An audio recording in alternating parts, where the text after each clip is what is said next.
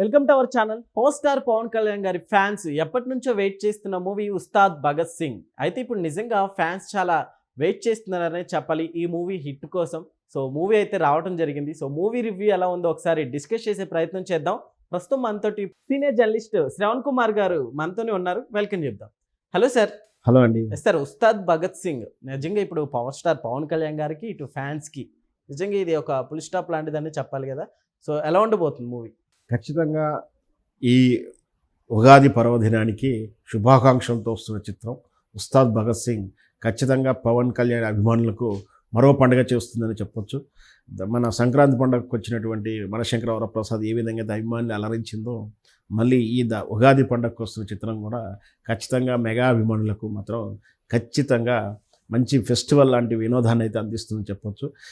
అంటే మనకున్నటువంటి సమాచారం సెన్సారు రివ్యూ కావచ్చు, లేదా బెనిఫిట్ షో కానీ, సినీ వర్గాల వార్తలు, యూఎస్ఏ రివ్యూ ప్రకారం సినిమా అయితే ఫుల్ మాస్ అండ్ కామెడీ ఎంటర్టైనర్గా నిలుస్తుందని తెలుస్తుంది.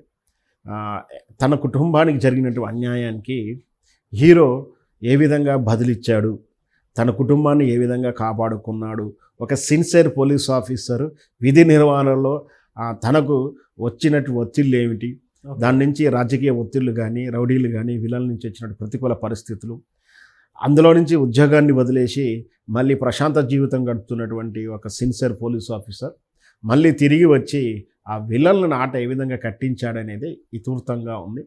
దీంట్లో శ్రీలీల అండ్ రాశి ఖన్నా నటించిన ఈ చిత్రం పూర్తి స్థాయిలో పవన్ కళ్యాణ్ మార్క్ అయితే స్పష్టంగా కనిపిస్తుంది. అయితే దీంట్లో ఇప్పుడు ఆసక్తికరంగా జరుగుతుంది ఏంటంటే, ఒకటి క్లైమాక్స్ విషయంలో చర్చ జరుగుతూ ఉంది. క్లైమాక్స్ విషయం గురించి డైరెక్టర్ హరిశంకర్ గారు ఒక ఇంటర్వ్యూలో చెప్తూ, జనరల్గా విలన్ అంతమొందించడంతో కథ ముగిస్తుంటుంది, కానీ ఇందులో ఆ విధంగా ఉండదు అని చెప్పేసి ఆయన చెప్పడంతో రెండు రకాలైనటువంటి ఊహాగానాలు జరుగుతున్నాయి.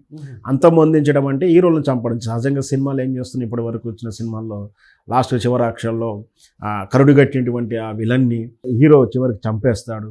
కొన్ని సందర్భంలోనేమో తనకు తాను మిస్టేక్ వల్ల, అంటే ఆ విలనే ఆ కరెంటు స్తంభానికి తీసుకోవడము, పొరపాటున లోయలో పడి చనిపోవడము, ఇట్లా ఏదో ఒకటి జరుగుతుంటుంది. అంటే హీరోకు హత్య చేశాడన్న పేరు రాకుండా ఉంటుంది.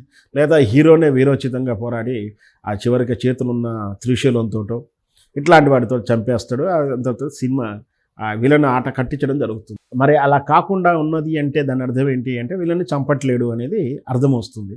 మరి విలన్ చంపకుండా ఏం జరుగుతుంది అంటే, జనరల్గా మనం ఇంకా పాత సినిమాల్లో చూస్తుంటాం, రావు గోపాలరావు, సత్యనారాయణ, రాజనాల ఇట్లాంటి విలన్స్ ఉంటారు కదా. అప్పుడు వాళ్ళకు ఆ చివరిలో హీరోలు ఏం చేస్తారంటే బుద్ధి చెప్తారు. అంటే వాళ్ళు చేసిన తప్పు ఏంటో తెలుసుకునేలా చెప్పేసి గుణపాఠం ఇస్తారు.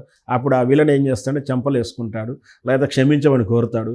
దాంతో ఆయనలో వచ్చిన పరివర్తన చాలు, అదే శిక్ష అని చెప్పేసి అనడం, లేదంటే పోలీసులు వచ్చి అరెస్ట్ చేయడం, దాంతో అయిపోతుంది.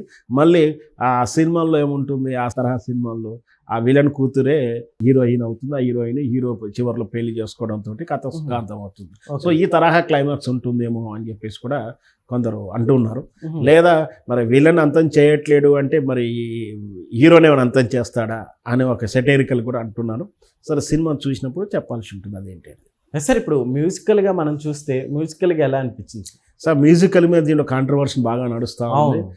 యాక్చువల్గా దేవిశ్రీ ప్రసాద్ బిజీ ఒత్తిడి షెడ్యూల్ వలన తాను ఈ సినిమాకు ఆర్ఆర్ స్కోర్, బ్యాక్గ్రౌండ్ స్కోర్ చేయలేక తమన్ని ఎంగేజ్ చేశామని చెప్తున్నప్పటికీ గత 2 రోజుల నుంచి రకరకాల వాదనలు అయితే వినపడుతుంది. దేవిశ్రీ ప్రసాద్కును సినిమా కంపెనీకి తరపున డైరెక్టర్ అండ్ ప్రొడ్యూసర్ మధ్యలో గ్యాప్ వచ్చింది. ప్రొడ్యూసర్స్కును డైరెక్టర్కు దేవిశ్రీ ప్రసాద్ మధ్యలో కమ్యూనికేషన్ గ్యాప్ల వల్ల వాళ్ళ మధ్య ఏదో అభ్యంతరకరమైనటువంటి గ్యాప్ అయితే ఏర్పడింది. దానివల్లనే దేవిశ్రీ ప్రసాద్ని పక్కకు పెట్టేసి మిగతా బ్యాలెన్స్ వరకునే తమ్మని చేశాడు అనేది ఒక వర్గం చెప్తా ఉంది. లేదో దేవిశ్రీ ప్రసాద్ కాదు, ఎల్లమ్మ సినిమాలో నటిస్తున్నటువంటి తాను బిజీ షెడ్యూల్ వల్ల ఆయన చేయట్లేదని చెప్పినప్పటికీ, కానీ ఎల్లమ్మ షెడ్యూల్లో ఏ విధంగా జరుగుతున్నది సినీ వర్గాలకు అయితే తెలుస్తుందిగా, జర్నలిస్టులకు అయితే తెలుస్తుంది. పైగా ఎంతున్నా సినిమా ఆడియో ఫంక్షన్కు లేదా సినిమా ప్రీ రిలీజ్ ఈవెంట్కు మ్యూజిక్ డైరెక్టర్లు ఖచ్చితంగా వస్తారు. ఎందుకంటే మనం సినిమాని అక్కడ ప్రదర్శించాం కానీ పాటలు ప్రదర్శిస్తుంటాం కాబట్టి ఆ సందర్భంగా ఏంటంటే ఎక్కువ శాతం మ్యూజిక్ డైరెక్టర్లు వస్తుంటారు.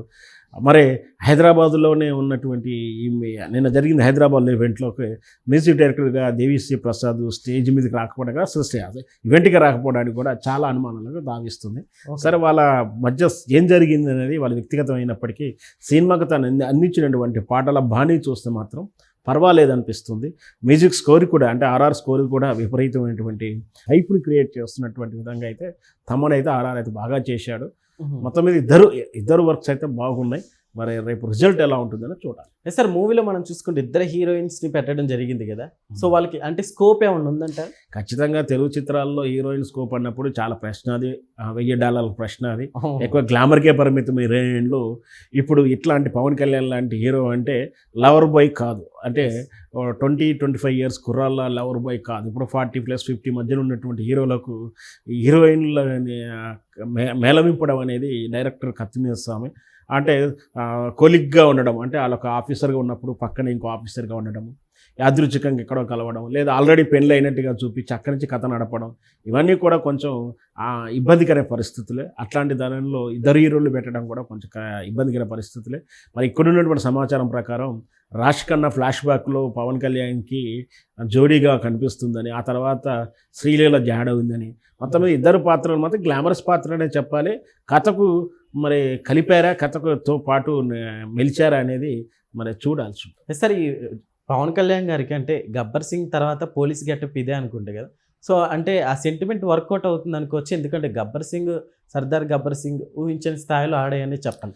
సో అది వర్కౌట్ అవుతుందండి. Gabbar Singh super duper hit అయిందని చెప్పొచ్చు, కానీ సర్దార్ గబ్బర్ సింగ్ ఆడిందని చెప్పడానికి కొంచెం ఇబ్బంది పడాల్సిన పరిస్థితి ఉంటుంది. అట్లా సెంటిమెంట్తో చూసుకుంటే చాలా సెంటిమెంట్లు పండాల్సి ఉంటుంది, కానీ అట్లా ఏముండదు. సినిమా సబ్జెక్ట్ బాగుండి ఈ సినిమా కలిసి వచ్చే విషయం ఏంటంటే కాంపిటీషన్గా 2 వీక్స్ వరకు అయితే సినిమాలు లేవు కాబట్టి, పెద్ద సినిమాలు లేవు కాబట్టి, గత వారం కానీ ఇంతకుముందు 2 వారాల నుంచి కూడా పెద్ద సినిమాలు పెద్దగా వచ్చినాయి లేవు. రేపు రాబోయేటువంటి వీక్లో కూడా ధురంధర్ తప్పించి ఈ సినిమాకి పెద్ద కాంపిటీషన్ ఇచ్చే చిత్రాలు ఏం లేవు. ధురంధర్ ఆడియన్స్ అంతా కూడా సపరేట్గా ఉంటారు. ఇక తెలుగు ఆడియన్స్ వరకు ఈ ఉస్తాద్ భగత్ సింగ్ ఆడియన్స్ స్టైల్ వేరుగా ఉంటుంది, కాంపిటీషన్ లేదు. మొత్తం మీద అయితే సినిమా బాగుంటుంది అనేది ఉద్దేశం. సార్, ఇప్పుడు 2 పెద్ద సినిమాలు అనేది చెప్పుకోవచ్చు. ధురంధర్ ఆల్మోస్ట్ ఫస్ట్ పార్ట్ భారీ విజయాన్ని సొంతం చేసుకుంది, సో దాని ఎఫెక్ట్ కలెక్షన్ల మీద ఏమన్నా చూపుతుందంటారు ఈ మూవీ? యాక్చువల్గా సినిమాకి పెద్దగా చూపించదు, ఎందుకంటే ధురంధర్ ఆడియన్స్ విధానం మనకు, ఎందుకంటే నేషనల్ వైజ్ అది హిందీ భాషా చిత్రం, దాని ఆడియన్స్ సపరేట్గా ఉంటారు. ఇక్కడ పవన్ కళ్యాణ్ తెలుగు మాతృకతో వచ్చేటువంటి ఈ చిత్రానికి ఆడియన్స్ సపరేట్గా ఉంటారు. ఖచ్చితంగా పెద్దగా షేర్ అయితే డివిజన్ కాదు, జస్ట్ మన ధురంధర్కు ఉండే కలెక్షన్లు, దాని రేటింగు, దాని పద్ధతి ప్రకారం దానికి ఉంటుంది. దానివల్ల ఉస్తాద్ భగత్ సింగ్ ఏ విధంగా ఉన్న కలెక్షన్లో ఇంపాక్ట్ కనపడదని నా ఉద్దేశం. Okay sir, thank you.